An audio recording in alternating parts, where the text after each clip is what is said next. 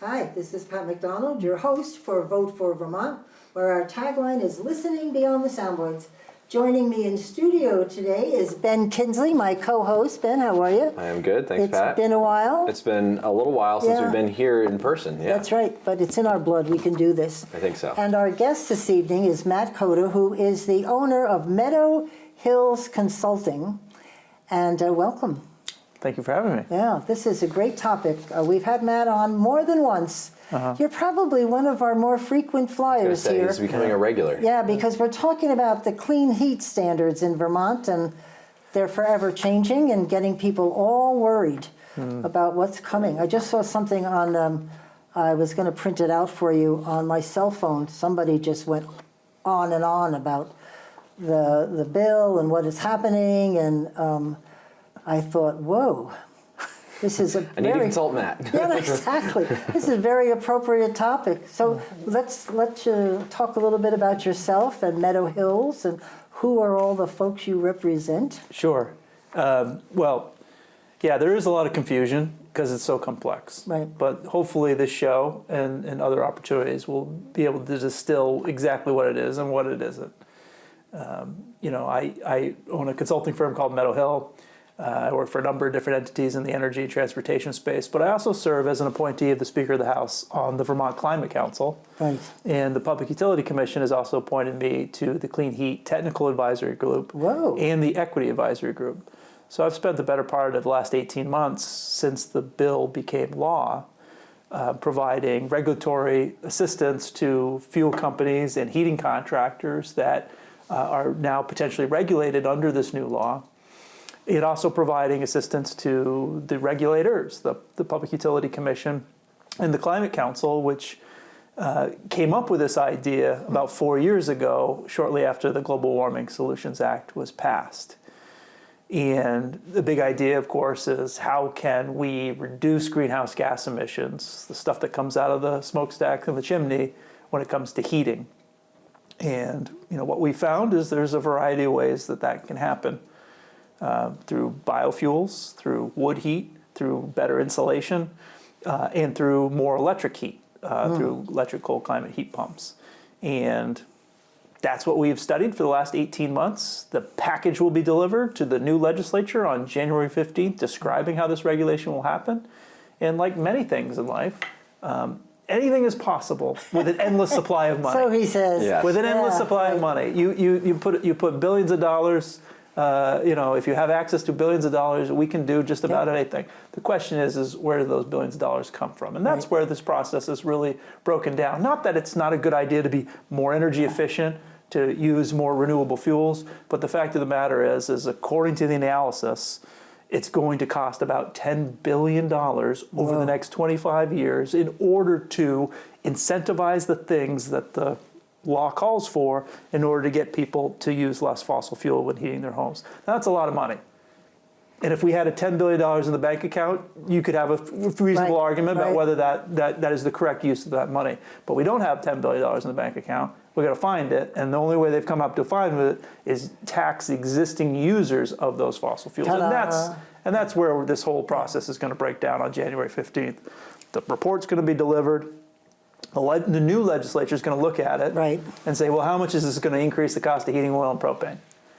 And it may be $1 a gallon, maybe $2 a gallon. We don't know yet. And they're supposed to be ready with that answer, correct? Supposed to be ready with that answer. And so two things will happen, just to cut right to the chase, because I know this has been on the minds of the person on your phone and many people, which is, what happens when the new legislature looks at it? Not the legislature that passed it 2 years ago, but the new legislature that was elected in November, when they took a look at it and they say, oh, geez, that's a pretty big expense. Let's not pass it. Well, two things could happen. One is they just do nothing. Right. Or they could seek a amendment that would create a create a fee on heating oil and propane in order to raise the money. But it won't be this complicated, convoluted clean heat standard where the price could be 50 cents one day and $4 the next, and on and on and on, with all this fraud and manipulation that the Public Utility Commission is warning us about. But maybe something simpler, like a fee on a per gallon fee, like you have currently, 2 cents a gallon fee. Like the efficiency charge. Like the efficiency charge. or nothing could happen. And I think that's where it's really important to have that conversation. If nothing happens, well, and nothing changes with the Global Warming Solutions Act, which you both know is the requirement, is a legally binding requirement that Vermont reduce emissions. What's going to happen then? That's what everyone wants to know. On the Climate Council, that's what we want to know. Well, anyone, any organization or individual could sue the state and say, listen, you haven't done enough things in order to reduce greenhouse gas emissions. So that entity, whoever sues, if they win in court, they get their legal fees paid for, right? There's no settlement, there's no judgment. They get their legal fees paid for, and the Agency of Natural Resources, Secretary Moore, who runs that agency, would be compelled to create rules that will reduce the amount of fossil fuels used for heating and transportation. Can I ask you, I don't know that I was paying as much attention as I should have, why would any legislator allow people to sue us? I mean, that's a little unusual, isn't it? Doesn't that sort of start a precedent? This was, what year was the GWSA? 2020. 2020. So the supermajority was not in place in 2020. But the legislature that's going to show up in January is still going to look quite a bit different than the legislature that was in place in 2020. The architect of the GWSA and the architect of the Clean Heat Standard lost his re-election bid. That's true. No longer there in the Senate. What do you think, this private right of action that the GWSA provides to really to the energy lobbyists? This is not everyday citizens that are going to get up and sue that are going to sue the state of Vermont. It's going to be special interest groups that are going to sue the state of Vermont, right? May I just, is there some kind of definition of who can sue?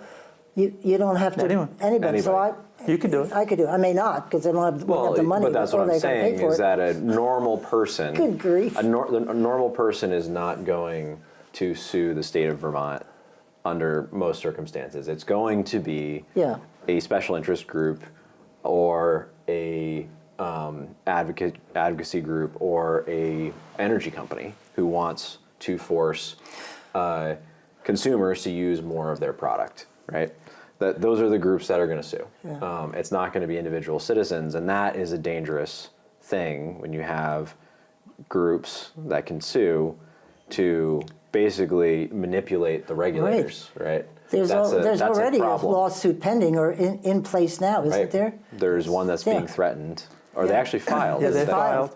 There is a way, though, this year for them to say notwithstanding and change that law if they so want to, right? Thank you. Yes. I mean, they have to do that. That is, who the heck does that?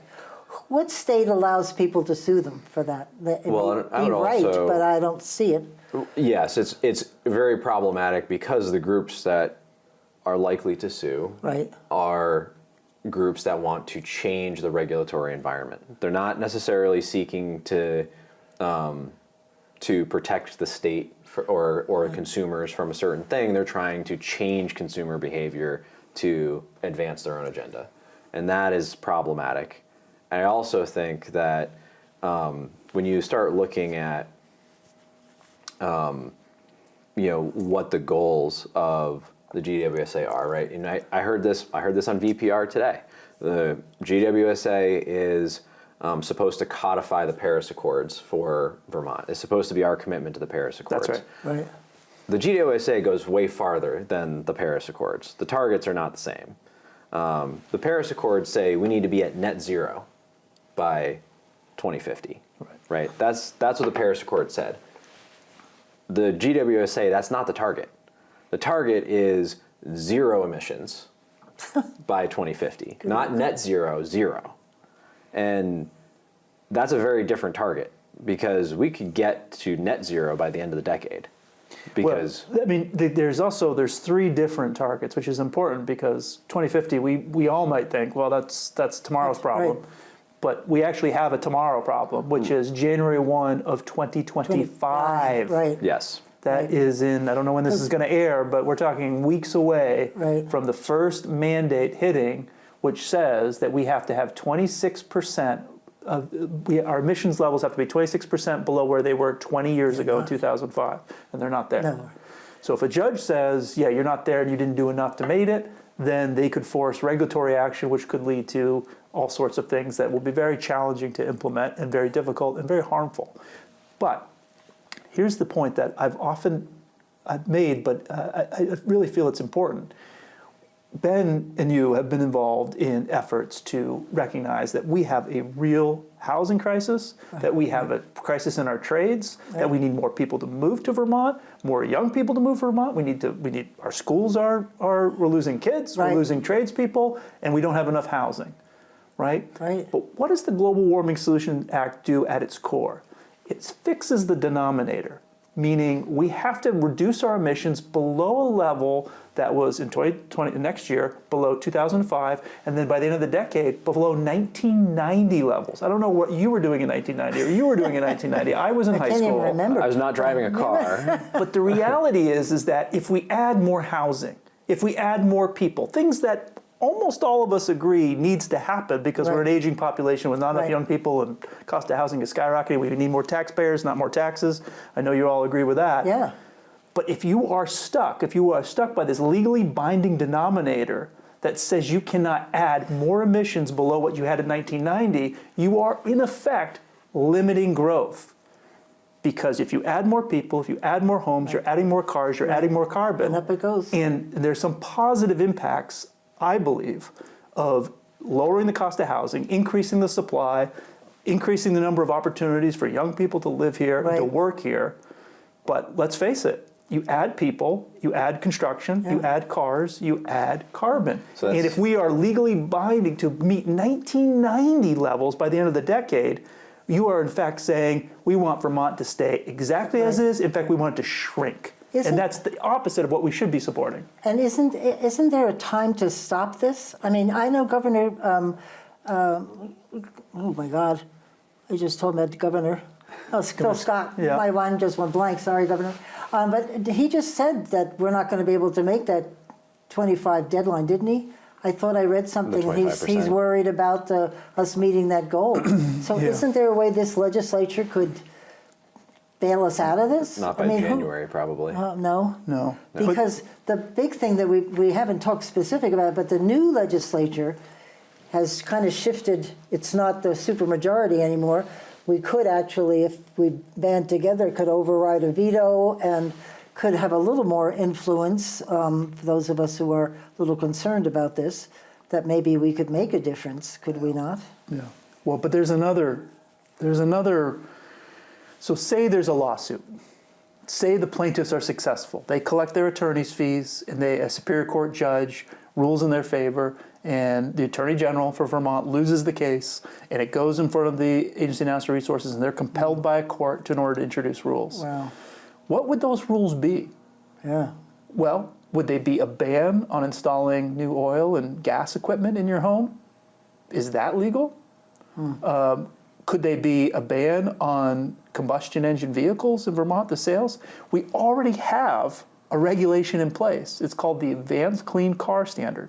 It takes effect next year with model year 2026 vehicles. It requires manufacturers to deliver to Vermont 35% of the vehicles on the lot have to be electric vehicles, battery electric vehicles, or plug-in electric hybrids. And that increases to 100% in 2035. These are new cars. Right now, Vermont auto dealers sell, in aggregate, about 12% of the new cars on their lot are battery electric vehicles.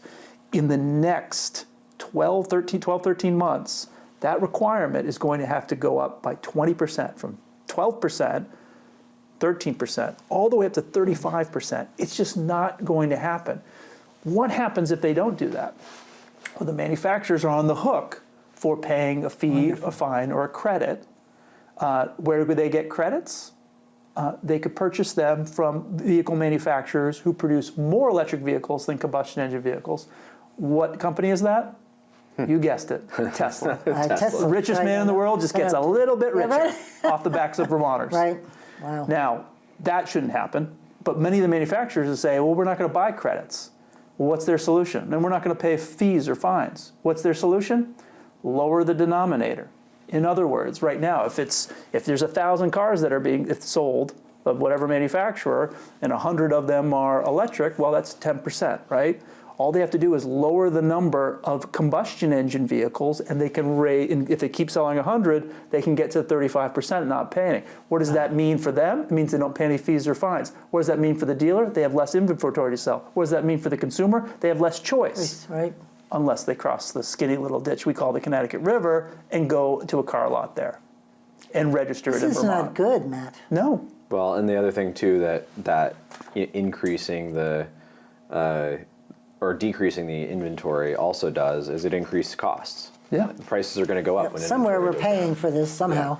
Yeah. So Vermonters are going to pay for it, or they're going to get smart and go across the river, and then the legislature is going to try to tamp down on that. And what do you think that's going to look like? It's also going to change the used car inventory. I always tell people, and I work for the car dealers as well, and the most popular car in Vermont is not a car, it's a truck. A red one, maybe. It's a truck, it's an SUV, it's a CUV. Those are more popular than sedans. Right.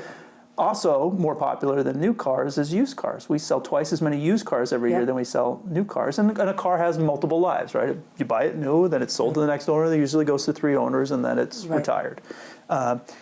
You could see the idea that more people would want to buy in used vehicles or invest in used vehicles, understanding that their choices on the new side would be limited by this regulation. Now, that's not to say that electric cars don't work. They work great. They have excellent pickup. They're doing really well. There are absolutely some opportunities with electric vehicles. But if you can't produce the cars that consumers want to buy at a price point that they can afford, they have alternatives. Right.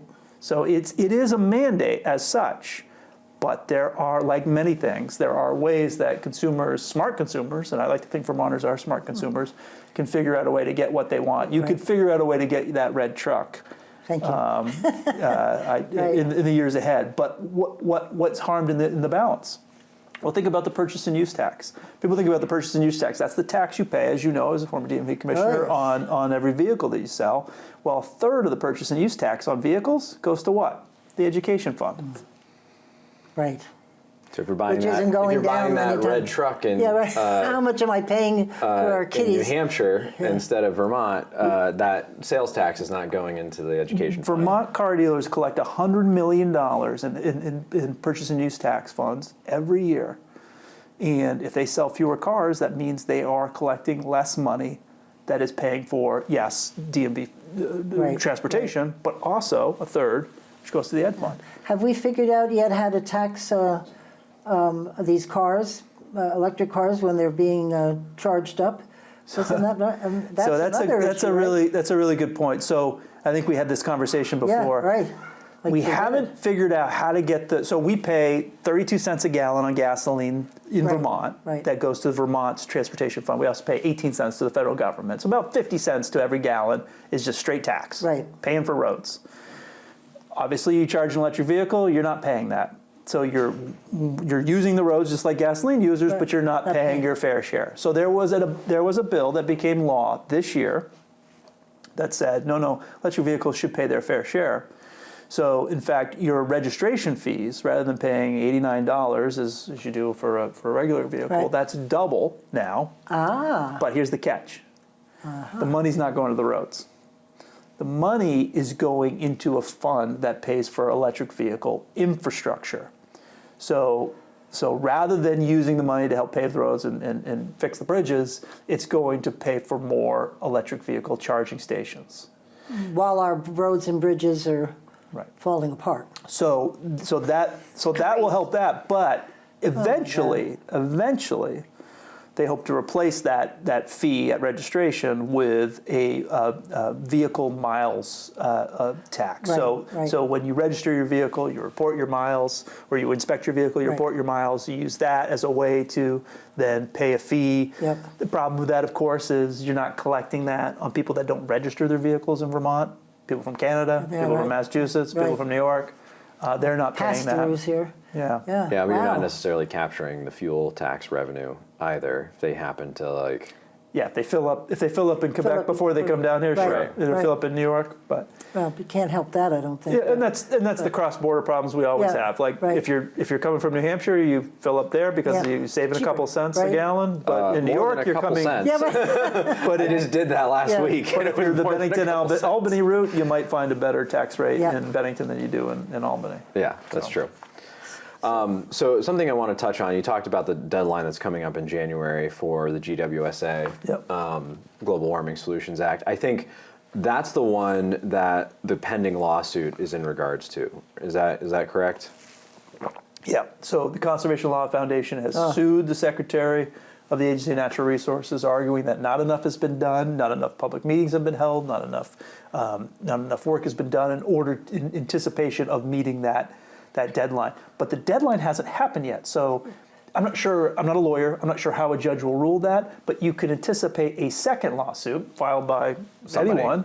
somebody, that says, okay, the deadline's here, we've done the inventory, it's supposed to be 26% below 2005 levels, it's actually, I don't know, 23%, 23.5%, whatever the number ends up being, and then they could use that as a reason that a judge rules, okay, Agency of Natural Resources, you gotta get to that number and show that we're on track to meet the 2030 goal. Now, my understanding, there was two things that were alleged in that lawsuit. The first one. One is that they didn't agree with the way that the Agency of Natural Resources was measuring emissions, right?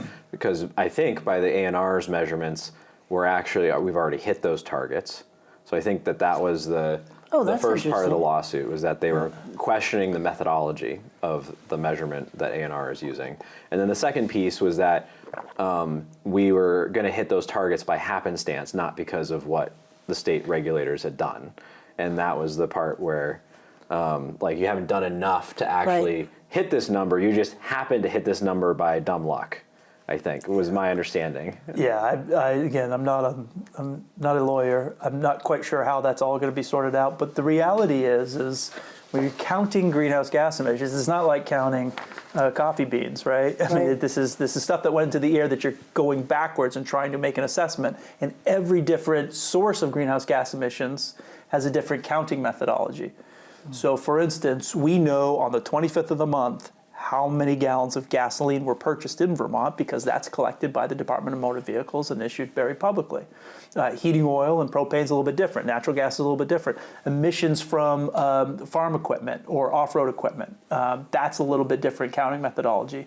And so having the Agency of Natural Resources grasp what is the universally accepted way that we are going to count the stuff that goes into the air when it's released, either through natural processes or by burning stuff, that's their job. That alone, just getting a methodology for accounting, is extremely challenging, and I sympathize with those whose that's their job to charge. And now comes a lawsuit on top of it that says, we don't like the way you counted it, we think the way we counted it is different and better, and now a judge, a state Superior Court judge, will decide, yeah, I'm with them, or with that one. But they have to wait till we've actually missed the deadline, don't they? I mean, how do you sue? Not if you're suing on the accounting methodology. That you can sue anytime. Yeah. So that's what they've done. So that doesn't mean there could be 20 lawsuits before tomorrow. I mean, they could sue again, or someone else could sue for a different reason. But this is the first lawsuit. The current lawsuit says this.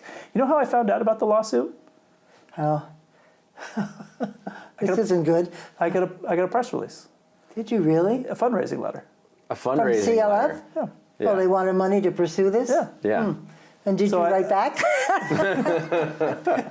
thought it was funny. It wasn't the media. Yeah. There wasn't a Vote for Vermont that told me. It was an email that said, "We're suing the state. Money, please." Anyway, so what are these? You're on 3 different committees, correct? All supposed to be moving all this along. What are they doing and thinking of all of this, or any of them understanding how bad this is? So let's do the big one, the most important one. So the Global Warming Solutions Act, passed in 2020, created something called the Vermont Climate Council. The Climate Council consists of 23 members. A third are appointees of the governor, meaning they're the Secretary of Natural Resources, the Commissioner of Public Service Department, or their appointees. 7 are chosen by the Speaker of the House and 7 by the President of the Senate. And those ones that are chosen by the President of the Senate and the Speaker of the House are sector specific. So there's one for someone who has experience counting stuff. My appointment is from the fuel sector. So so whether it's transportation fuels or heating fuels, right. I am the representative from the fuel sector. They created, I was appointed about 2 months ago, before that the position was vacant for like 2 years. In 2022, they created the first Vermont Climate Action Plan, and included in that was the recommendation of a clean heat standard. The second Vermont Climate Action Plan will be produced by this 23-member panel, and it will be delivered to the legislature in April. So when it's delivered, it will include a whole basket of things, not just one thing, but an entire basket of things that they urge either regulatory agencies to do or the legislature to do. Now, the Climate Council has no authority to impose a tax or impose a regulation. They can only provide information for which the legislature or the agencies of government should act. However, if there's a lawsuit and a judge says, no, the plaintiffs are right, Vermont has not done enough to enact the Climate Action Plan, they'll use that as that authority. So in the end, the work that's being done is really important because it becomes either a guidance document for the legislature or the agencies of government, or it becomes a document that a judge requires those agencies to enforce. And that is why the Global Warming Solutions Act is so vexing. That's why Governor Scott vetoed it back in 2020. Not because he didn't, and he said very publicly when President Trump, the first time around, dropped out of the Paris Climate Accords, Phil Scott said, no, global warming is real, and we need to do our part as well. But he vetoed this bill because of the private right of action, because it creates this scenario in which a judge is ordering an agency to enforce a document created by these unelected people, and with repercussions that lawmakers can say, what are we going to do? We got sued. That's a problem. Yes. Because it is a mechanism, and you see this a lot in my opinion, you see this a lot in the legislature, where they find ways to duck responsibility. They don't want the buck to stop with them, so you set up these private groups and you task them with this impossible task, whether it's the Climate Council, whether it's the Public Utilities Commission. Give them an impossible task, and when nobody likes the outcome, it's like their fault. Blame them. But they don't have the background to weigh in on this, do they? Most of the legislators? I mean, they're not experts. Like, you've got people on your committee that know this issue. Well, people on the energy committees think they're experts. That's true, but I don't think they are. Well, I mean, I think what Ben said is really important, and it's also sort of circle back to the clean heat standard and the complex regulatory policy that where you got your phone lit up with people saying, and the phones are lighting up everywhere. I have to show you that. Because as Ben described, it's complex on purpose. And I'm deep in the weeds, and I won't go there in this show, but I will just say that part of the complexity allows for what I would say incredible amount of misinformation and disinformation, either by those that don't understand it or by those that do understand it but want the public to believe that there is no pain, that there is no gain, that this is in fact a free lunch. Right, just trust us. Just trust us. All this money will appear and your costs will decrease. I took great offense at the accusation that there's misinformation about this from some of the proponents of this, because the misinformation is in the title of the bill. You remember that old movie from the 1970s? I remember this discussion. The old movie from the 70s when the stranger calls, you know, the call is coming from inside the house. The misinformation is coming from inside the house. The title of the bill was the Affordable Heat Act, as a way to disguise the fact that in order to get all this money to get you to weatherize, to install a heat pump, they had to find it from somewhere. And the only way they could find it is from the cost of fossil fuels. From your back pocket. So 70% of Vermonters that rely on fossil fuels for heat, hot water, and cooking gas will be paying more so that other people will figure out a way to use less. And the idea that they would call the bill the Affordable Heat Act when it very clearly raises the cost of heating your home, at least in the short term, and think they could get away with it was absurd. I hope they realize how many people are sort of aware of this issue because I've gotten so many phone calls about what are we going to do. And I've got a call from a group of people that are very eager to chat with their legislators to cut this out. Well, it's interesting. But I think everybody knows about it. The media latched on to the property tax issue as the driving factor in the election outcome this year. I think that the angst around the clean heat standard was also just as much of a factor. Absolutely. Hearing people are frustrated and upset about property tax situation. They're afraid of the clean heat standard. Yeah. Like the way that people talk about it, they're like, people that are on both sides of the political spectrum are like, this is a terrible idea. Half of them don't believe that it's actually going to happen, but it's law, right? It's law. It just needs to approval. Right. When it goes back, there's a check back that Senator Kitchell got in the bill. That's right. Otherwise, it would already be in effect. That's right. And that's a really important point here. The reason why I feel very comfortable that this will not become law, at least not right now. Right. At least not right now, is because of that check back. Because Senator Sears, Senator Mazza, Senator Kitchell, none of which are there anymore. None of which are around anymore. Past. We're insistent that we're not just going to hand this off and then cross our fingers and hope it comes back and it works. We need to take a second look at all of this work being done before it is actually enacted. But there was resistance to that. There was incredible amount of resistance to that. No, they're the ones that got it. They're opposed from the original proposers of it. We don't need a check back. We don't need a check back. We'll just slow things down if they got to come back to us to give a final approval. They slowed things down plenty on their own. Yeah, But thank goodness for Senator Kitchell and Senator Sears and Senator Mazza, who because those helped are make that happen. powerhouse people. You would think they'd listen. So who's technically in charge of all of this? A&R? Is there Public Utility Commission. Public Utilities. Oh, okay. Public Utility Commission will design the regulation Yep. after hearing from consultants. So remember, this isn't free. I mean, we spent $2 million on consultants and staff to design this over the last 18 months. $2 million. And we've been meeting every week. We meet. And we discuss this and that, and what credit should you get for doing this, and what cost you get for doing that. I mean, this thing is already designed. Right. It just has to be written up and then delivered to the legislature for consideration.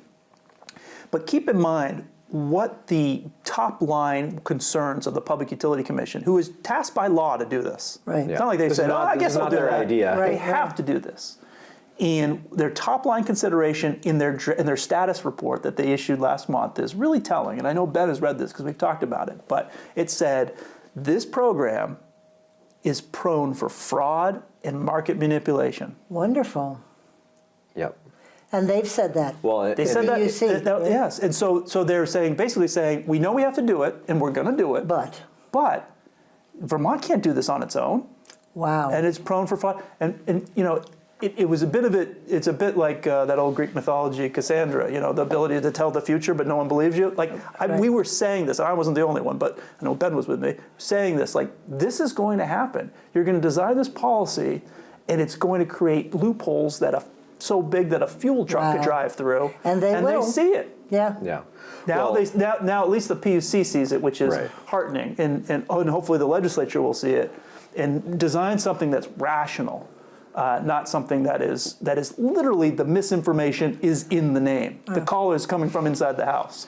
I think one of the important things, and you sort of hit on this earlier, is that it's complex on purpose, and it's for two reasons. I think one is that the mechanism they chose to accomplish the outcome for GWSA is very. They tried to do it in the name of. Getting the outcome that they did and navigating that is complex, right? So there's some complexity that just comes from trying to take into consideration all the goals that they were trying to accomplish. Yeah. There's a second layer of complexity that comes from the special interests that lobbied for the bill. And to be quite frank, their interest is market manipulation. They want regulatory capture. They want people to buy more of their product, whether that is energy, whether that is solar panels, whether that is battery technology, whether that is heat pumps, whatever it is. Those are all the different types of products that benefit from this law that is basically requires people buy that to get off of this other product that you're going to tax, right? Yeah. So there's a piece of this that it is complicated on purpose to, one, try to achieve all these competing outcomes, but two, because there is a real market manipulation thing that's happening here, and you'll hear advocates of this legislation talk about this is a free market enterprise. This is a free market energy market like credit system that's going to be implemented, but not really, because yes, the credits can be traded, and so individual companies can compete for those credits, but the overall market direction is mandated. Right. Like you fix the market in a certain direction, and I think there are consequences to that. Absolutely. And the consequences right now are that, yes, maybe 20 years down the road, we can reduce energy costs overall. Maybe that's an outcome. But for the intervening 15 or 20 years until you can transition off of fossil fuels, you're going to be paying more. Yeah. And Vermonters know that. They're not stupid. They figured it out. And just because of the mechanism itself at a basic level, that's what it does. Right. And I think that that's when we hear angst out there about it, it's because Vermonters are smarter than that. Exactly. Yeah, and they honestly, it was so frustrating to hear people say, well, we just didn't give our message out right. Said, no, you got your message out. Yeah, they understood it. You understood it completely. Yep. You want to raise the cost of this, so I use more of that, but I still need that, so it's another tax. And are they going to kick off the session with this? Are they going to jump right into it, do you think? Is everybody ready for January, whatever? Supposedly property taxes are the first item. Oh, property tax? At least property in the Senate, taxes, anyway. And housing. I think part of the discussion that I heard yesterday, in first week of December, we all the lawmakers met and had it's kind of like first day of school and last day, and cramming for the final exam. Right. They presented, here's how the budget works. Here's how it's funded. Here's how the economy's doing. Here's how education financing works. Here's our housing crisis in a nutshell. Here's some of the reasons and drivers behind it. It's really an important day, and for many new lawmakers, it was a great chance to for sure. to sort all that out. Yeah. But it's clear from that they are going to talk about housing, ways that they can reduce the delays that add to costs that create the housing, to help create the housing that we desperately need. Right. Talking about property taxes, the idea that we actually need more students in our schools because our school population is going down and prices going up. And prices are going up, and get a handle on property taxes and healthcare and all that. There'll still be a contingent that the environment is the sole reason that they're there, and that's what they care about, and that's fine. But we're still dealing with the repercussions of past laws. The Global Warming Solutions Act, the Clean Car Standard, the Clean Truck Standard. Right. We haven't even talked about that yet. We have to yet. talk about that. And the Clean Heat Standard. Yeah. I don't know if you want to switch, because I know... Let's just wrap up the Clean Heat Standard and the GWSA conversation, because I think it's important, and this is one of the ones that is already on people's radar. But I think the options, as you see them, you're talking about the Public Utility Commission has already called out the problems with the request that was made of them, right, in the affordable or clean heat standard. Sure. They're going to propose, my understanding, is the flat fee. They're saying they like this model better. It's less prone to fraud. It's more transparent for consumers, easier to understand what's happening. It may not meet the GWSA requirements, but they believe it's a better path forward, right? So you have the three options. The PUC is going to put forward the recommendation that they were required to do by law in the Clean Heat Standard. They're going to put forward this flat fee proposal, whatever that looks like. And then the third option is do nothing or do something completely different, right? What do you think the likely outcomes of that are for folks that are sitting at home worrying about what this is going to look like in a year or two? Well, for the folks sitting, as lobbyists and people that are interested in politics often talk, you can sort of see the makeups of a grand bargain, a grand negotiation on the table. Once each side gives a little bit in order to get something, and I see those outlines, and I'm just waiting for someone to pick it off the table and take it. I don't know that they will, but it begins with that flat fee, and then it also begins with the eliminating the private right of action, allowing people to sue the state. Let's hope so. And whether or not either side will be willing to give a little to get a little, we don't know. It's a whole new legislature and a whole new leadership group. Trade might be, one side will capitulate on a flat fee, we'll get halfway to something, and the other side will give up the private right of action. Because you can't get one without the other. In other words, as you described it, if you put 5 cents on a gallon, right, is that enough money in order to meet the mandates to reduce greenhouse gas emissions by 40% by the 2030? No, it is not enough money. They need $10 billion. We don't have a nickel's not going to do it. Yeah. So, but a nickel could do some good work in terms of incentivizing electric vehicles and doing that. So whether or not there'll be a negotiation there, it's fascinating for energy observers and politics, but it just, I don't know. Yeah, I think increasing that energy efficiency charge is probably the place to go. Me personally, I think that's... But the Public Utility Commission, for them, I mean, think about propping up an entire exchange in which people buy and sell credits. Well, just operating that exchange is incredibly expensive. Versus what they do now, which is they approve a budget for Efficiency Vermont. We get a fee on our electric bill. It's collected monthly. It's distributed to that entity. And at the end of the year, they have to put together a 3-year plan. At the end of the year, they review, what did you spend the money on? What were the outcomes? PUC does that very well. Regulating, and I'm not joking, 500 different entities, from the tiniest little corner store to the largest fossil fuel seller in the country, all of that under one shop when they don't even know. I mean, think about this. What the law says is that every single entity that sells fuel in Vermont must register heating fuel. This includes going to the corner store and getting that little Coleman can stove with half an ounce of propane in there that provides a little bit of, so you can boil your tea when you're camping. That includes that. And it also includes the largest wholesaler operating in Burlington, Vermont. And to think of the idea where you're going to have, a staff of 40 in order to count every gallon, because they only pay once. Every company has to register. There's over 500 companies.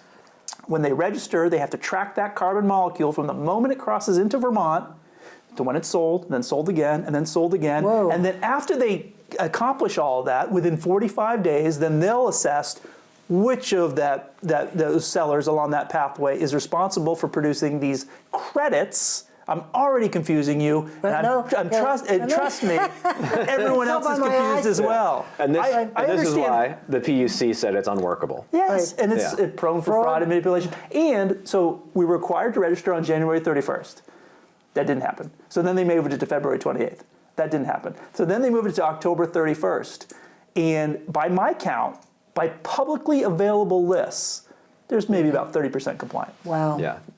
And the rest of them are probably waiting to see what the legislature does before they... What a mess. Well, they don't know. They don't know. There's no outreach. There was no spending of money to say, hey, listen, little corner store, you sold 5 gallons of propane. Your little Coleman canister, you got to register for that. Home Depot, REI, LLB, they're all on the hook. They're all selling fossil fuel in a canister. Well, and every grocery store just about has those propane canisters outside. Like, you got to register for that. Now, lawmakers will say, well, we didn't really mean that. But the Public Utility Commission they have lawyers on staff, and they read the law, and they're like, this is what you just required us to do. So I suspect, I haven't met one lawmaker that said, REI and LLB should register that half an ounce of propane they sell every year. So I think enough of them will come to the conclusion of, maybe not. Why are we collecting all this information? And speaking of money, of cost of people just administering this is ridiculous. Oh my God, I have a headache. So listen, wait a minute, we only have 11 minutes, but I know you wanted to talk about the changes that are happening in electric cars and trucks. So we talked about the Clean Car Standard, which requires Vermont model year 20 manufacturers to deliver 35% of the vehicles to Vermont lots to be electric vehicles. Battery electric or plug-in electric hybrid.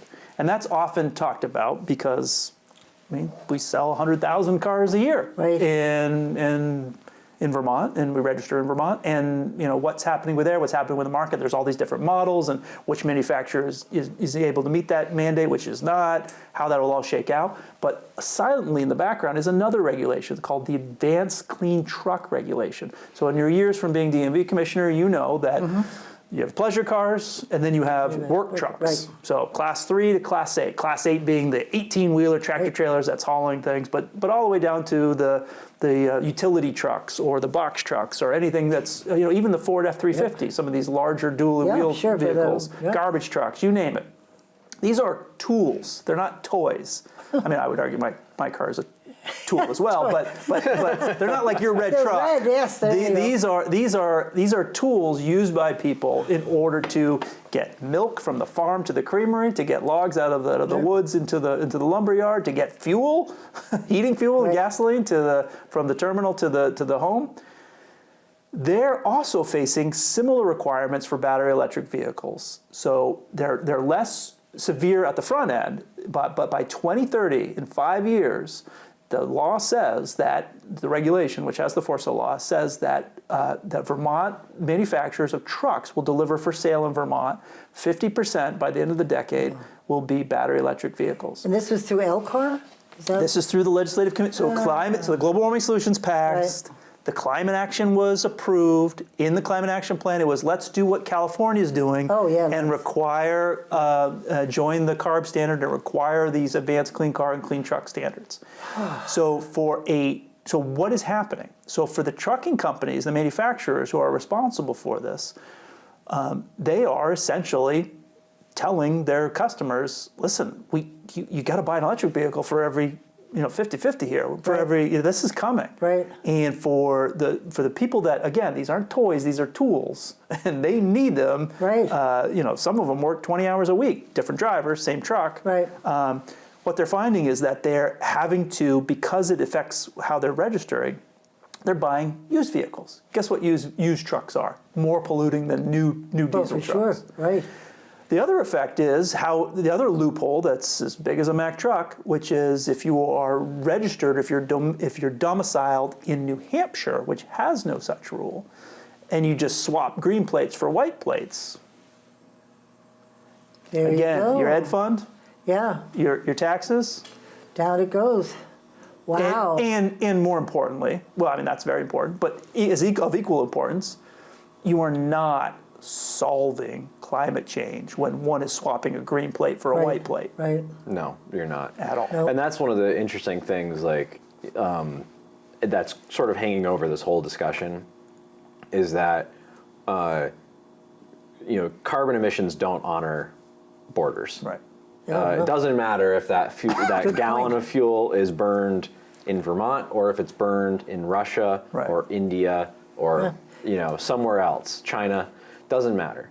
And a lot of those places, India is increasing their burn rate of fossil fuels by a pretty good clip. Right. China is too. They're the fastest growing coal market in the world. China is. Mm-hmm.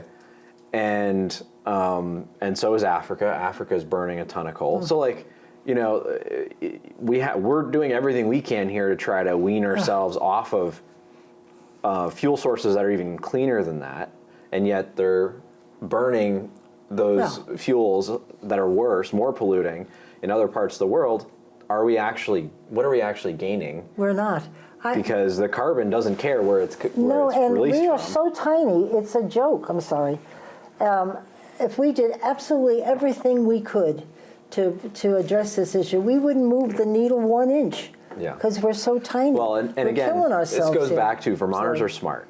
They know this. Yeah, well. Right? They know we could cut our emissions to 0 tomorrow and it is going to do zippo. nothing for climate change. How do we let them know this, Matt? And we polled on this a year ago. We did a poll. Oh, I remember that. They knew, too. And 3/4 of Vermonters agreed that what we should be doing with the limited resources that our state has, 3/4 of Vermonters believed this, that we should be taking those limited resources that we have and guarding ourselves against the impacts of climate change. Right, there you go. The things like what we saw in the Carolinas, right? to build infrastructure that will prevent flooding, that will prevent forest fires, which that's apparently a risk now, right? That's a risk now.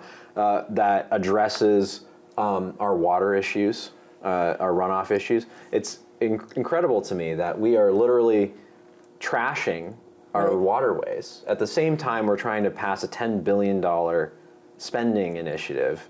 Which, by the way, does not help reduce the threats of rising floods. No, it does nothing to address the actual impacts to people. No, it gets you air conditioning and a little bit of electric heat. Yeah. So how do we get Vermonters seriously?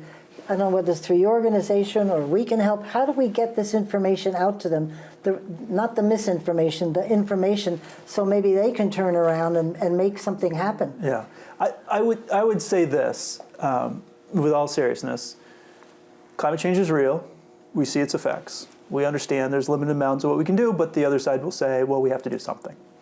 I think we need a more rational conversation about what is a very emotional discussion. Right. And it is. I was in the State House when the young people marched in and threw confetti all over the State House and said, act on climate, and people really took that to heart, and they wanted to do something, anything. Right. I mean, I heard reasons when I said, well, do you understand what this bill does? It spends $2 million on the study, which will reveal this, that, and the other. All that has come true. And the reaction I got from some people who voted for it, well-meaning people, which is, but I have grandchildren. And your grandchild wanted you to support it because they wanted some action taken on climate change. But doing anything doesn't mean it's the right thing. So here's an interesting thing to that argument, because I hear that a lot. I want to safeguard our state for the future generations. The reality is that our state, a lot of those people leave Vermont, right? We know this. In fact, we're about to release a report that looks at this. There's a large number of people that leave Vermont for college and never come back, right? Or shortly after college and never come back. The only group that has net in-migration in the state, there's more people moving in that age group than out, is 26 to 45. But it is not enough to replace the great exodus. In fact, it's 3 times as many kids leaving in their 20s than are coming back in that 25 to 40 age group. Nothing here. And unfortunately, that's the age group they're having kids, right? That's prime childbearing age. Right. They're coming back, probably still start a family. They have a career that they've started to establish. They're looking to buy a house. They probably can't because of our housing crisis. Right. And what are we doing to make that situation better? Because if we saying, I want to do this for my grandkids, your grandkids are not going to be living in Vermont, chances are. Chances are they're not, unfortunately. Right. That's just the statistic, unless we change some of those dynamics, like the housing crisis, which, to your point, is going to increase carbon, and none of these laws look at carbon per capita. Right. Right?